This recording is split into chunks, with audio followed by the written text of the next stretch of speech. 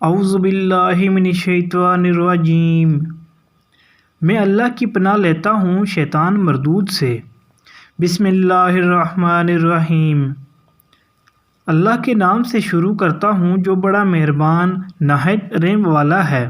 یہ سورۃ البقرہ کی آیت 249 تا 252 کا ترجمہ و تفسیر۔ ترجمہ: پھر جب طالوت لشکر لے کر چلا تو اس نے کہا کہ ایک دریا پر اللہ کی طرف سے تمہاری آزمائش ہونے والی ہے۔ جو اس کا پانی پیے گا وہ میرا ساتھی نہیں، میرا ساتھی صرف وہ ہے جو اس سے پیاس نہ بجھائے۔ ہاں ایک آدھا چلو کوئی پی لے تو پی لے، مگر ایک گروہ قلیل کے سوا وہ سب اس دریا سے سیراب ہوئے۔ پھر جب طالوت اور اس کے ساتھی مسلمان دریا پار کر کے آگے بڑھے تو انہوں نے طالوت سے کہہ دیا کہ آج ہم میں جالوت اور اس کے لشکروں کا مقابلہ کرنے کی طاقت نہیں ہے۔ لیکن جو لوگ یہ سمجھتے تھے کہ انہیں ایک دن اللہ سے ملنا ہے، انہوں نے کہا بارہا ایسا ہوا ہے کہ ایک قلیل گروہ اللہ کے اذن سے ایک بڑے گروہ پر غالب آ گیا ہے۔ اللہ صبر کرنے والوں کا ساتھی ہے۔ اور جب وہ جالوت اور اس کے لشکروں کے مقابلے پر نکلے تو انہوں نے دعا کی، ہے ہمارے رب ہم پر صبر کا فیضان کر، ہمارے قدم جما دے اور اس کافر گروہ پر ہمیں فتح نصیب کر۔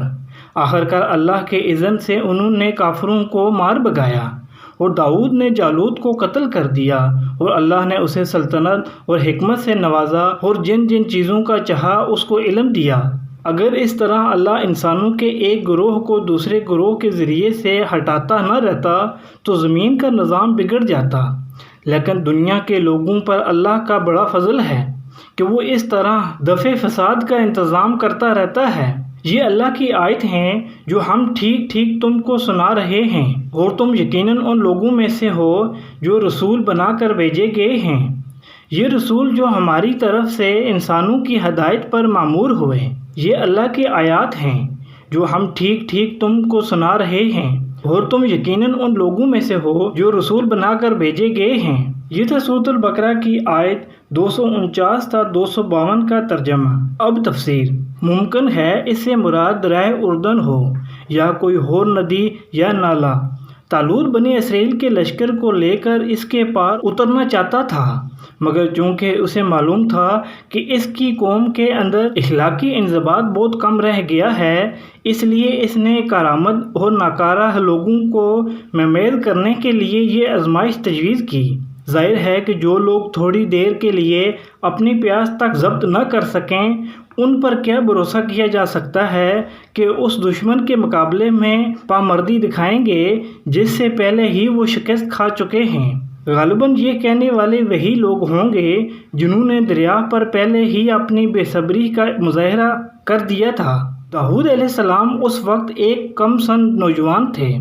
اتفاق سے طالوت کے لشکر میں عین اس وقت پہنچے جبکہ فلسطینیوں کی فوج کا گراں ڈیل پہلوان جالوت بنی اسرائیل کی فوج کو دعوت مبارزت دے رہا تھا، اور اسرائیلیوں میں سے کسی کی ہمت نہ پڑتی تھی کہ اس کے مقابلے کو نکلے۔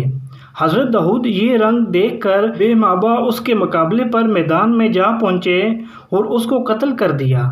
اس واقعے نے انہیں تمام اسرائیلیوں کی آنکھ کا تارہ بنا دیا۔ طالوت نے اپنی بیٹی ان سے بیاہ دی اور آخرکار وہی اسرائیلیوں کے فرما روا ہوئے۔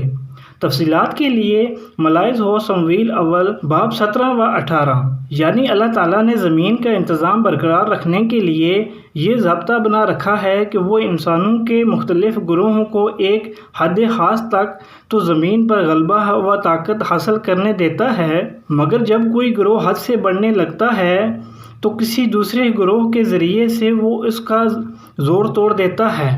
اگر کہیں ایسا ہوتا کہ ایک قوم اور ایک پارٹی ہی کا اقتدار زمین میں ہمیشہ قائم رکھا جاتا اور اس کی قربانی لازوال ہوتی تو یقیناً ملک خدا میں فساد عظیم برپا ہو جاتا۔ یہ تھا سورۃ البقرہ کی آیت 249 تا 252 کا ترجمہ و تفسیر۔